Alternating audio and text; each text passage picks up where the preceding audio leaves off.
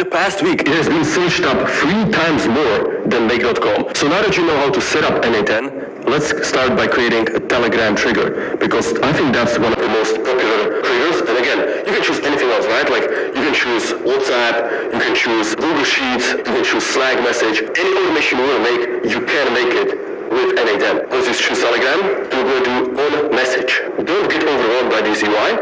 Once you understand, it's actually very simple. So on the left, it's what's coming in. Middle is setting up this current block. And on the right, you see what the data looks like after this block runs. So we need to connect our Telegram account. So if you've never done this, click on Create New Credential. And in here, we need the access token, right? Once you have your Telegram account created, the thing we have to do is chat with the bot father, right? So click on this and click on Open Telegram. But the bot father is basically a way to interact and manage bots, right? So let's just follow the official tutorial from the N8N docs. Let's type in a new bot, /new bot, boom. Alright, a new bot, how are you going to call it? So I'm going to call it Google AI Agent. We'll see by in a bit. Good. Now choose a username for this. So I'm going to name it New Society Google Bot. Boom, there it is. And now we have this link. If we click on that and click on start, we can chat with this new bot. But what we actually need is the access token right here. So copy that. Do not share this to anybody. Obviously this is private. I'm going to change it before uploading the video. Once you copy this, let's go back into N8N and paste it in right here. Click on save. And now let's wait 1 second. We should see a pop-up. Connection tested successfully. Beautiful.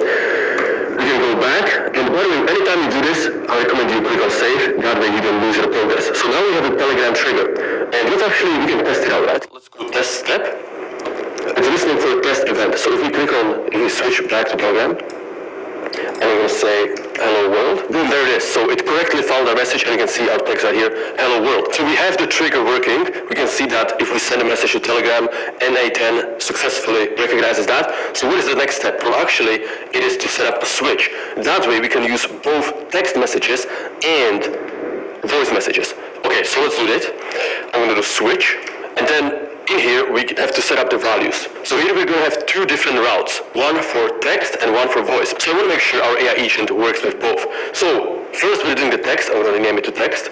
And we need to make sure that this value right here exists. So we need to do string and exists. If this exists, it's a text. And now I'm going to test the trigger again, but with a voice message, so we can properly wire that up.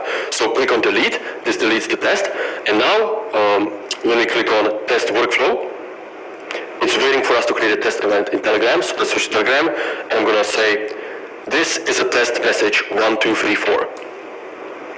Boom, there it is. So now let's go into switch, and as you can see, this is different. We have the audio and we have the file ID. So let's create another route.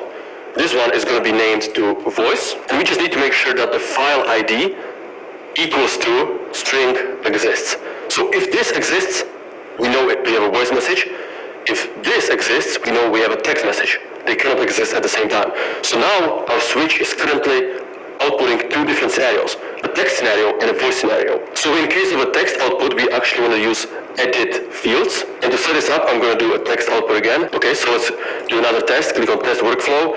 I'm going to send hello there. And now we can actually work with this. So the reason why you want to test it each time is that you want to drag and drop stuff. You can copy paste the code from my video, but that's a very bad strategy. What's much better is if you wire it by dragging the actual fields itself, because then you have it guaranteed to work.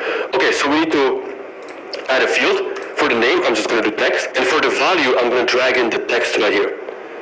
Boom. That's good. Now, what if it's a voice, right? Well, we have to process it a bit. So if it's a voice, click on plus, click on Telegram, and we actually need to find the voice file. So click on get file, and in here, file get, and we need to get the file ID.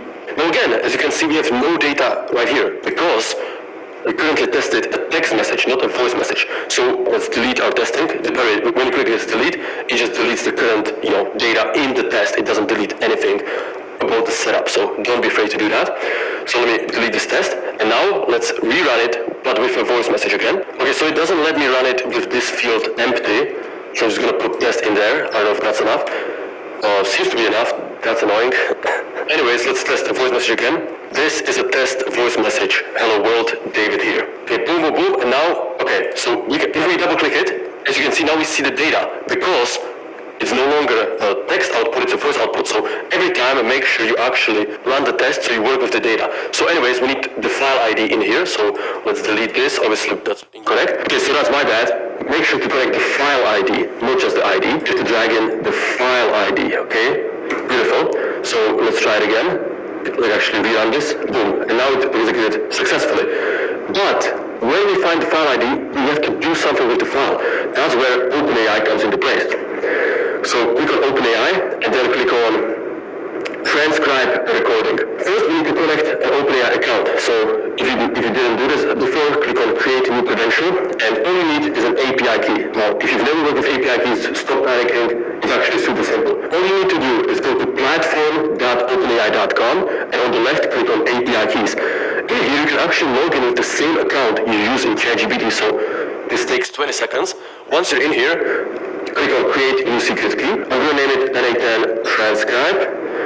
Create secret key. Again, out of nowhere, Microsoft just announced an impossible new quantum computing chip named Majorana 1. But it's not your average quantum chip. They claim to have created an entirely new state of matter. So now we have solid, liquid, gas, plasma, and the new kid on the block, the topo computer, or the topological supercomputer. It is entirely a new state of matter. If it turns out not to be your typical Microsoft BS, and that's a big if, it could be a breakthrough on par with the transistor. The humble transistor allowed computers to scale up to millions of bits, and a topo computer could be the technology that allows us to scale up to millions of qubits. Without exaggeration, that would make computers billions of times faster than current tech, allowing us to do incredible things like develop new medicines, simulate entire worlds of AI girlfriends, and run Microsoft Windows updates in seconds instead of hours. In today's video, we'll look at the crazy science behind Microsoft's Majorana 1 chip and find out if it'll finally make quantum computers not suck so much. It is February 21st, 2025, and you're watching the Code Report. One of the worst things that ever happened to me in my entire life was when I upgraded from Windows XP to Windows Vista in 2007. It was a traumatizing experience, but it changed my life and got me to start using Linux. Today, my PTSD was triggered when I saw that Microsoft was hyping up this new quantum chip, because as of today, it's utterly useless for all practical purposes. However, it could be a significant breakthrough that gets us to quantum computers in years, not decades, according to CEO Satya Nadella. This announcement comes just weeks after Google announced its Willow chip, which itself is also useless, but made a significant breakthrough in error correction rates. What's interesting, though, is that the Majorana 1 chip uses a fundamentally different architecture. It's based on the Majorana fermion, which is a subatomic particle that's also its own antiparticle. Like an electron has a negative charge, and then it has an opposite partner called a positron. And when they meet, they annihilate each other. What's weird about the Majorana particle, though, is that it's like a mirror image of itself. There's no positive or negative side, and that makes it resistant to decoherence, which is where things get really weird. Quantum computers rely on quantum properties like superposition and entanglement that allows qubits to represent the probability of multiple ones and zeros at the same time. But the problem is that qubits are extremely delicate and affected by their environment. Through a process called quantum decoherence, they gradually lose these cool properties and collapse to a regular classical state. It's like trying to get a choir to sing in perfect harmony in a war zone. That creates high error rates in quantum computers. And what's special about the Majorana fermion is that it's highly resistant to decoherence. This weird subatomic particle was first theorized in 1937, but wasn't actually observed until 2020 when researchers found them in islands of gold. And actually, Microsoft claimed to have seen them back in 2018, but they had to retract this research paper when it was found that they misrepresented the results. But now, just a few years later, Microsoft is claiming they can not only observe them, but also control them. They released a paper describing topological quantum computing, where they braid and fuse these particles together and then measure them, all of which occurs on a nanowire that's engineered atom by atom. Basically, you have these Majorana zero modes at either end of the wire. Then to compute things, they measure if there's an even or odd number of electrons in the wire. The end result is a new type of semiconductor called a topo conductor, which is basically a superconductor semiconductor sandwich where the semiconductor mimics the superconductor. And these can be chained together to scale up to millions of qubits on a small chip like this. The chip does need to be kept at a temperature of near absolute zero, and although they say it can scale up to millions of qubits, they haven't actually done that yet. As of today, it appears that Google and IBM are far ahead in the quantum computing race, But Microsoft played the long game here, and they're really the only big company that's taking that topological approach. And if they're not just overhyping it like the Microsoft can, then it could actually change the world. And that means us programmers will need to rewrite every line of code to optimize for quantum hardware. And an awesome tool that can help you review all that code is CodeRabbit, the sponsor of today's video. An AI co-pilot for code reviews that gives you instant feedback on every pull request. Unlike basic linters, it understands your entire code base, so it can catch more subtle issues like bad code style or missing test coverage. Then it will suggest simple one-click fixes to help you get things cleaned up quickly. CodeRabbit keeps learning from your PRs over time, so the more you use it, the smarter it gets. It's 100% free for open source projects, but you can get 1 month free for your team using the code FIRESHIP with the link below. This is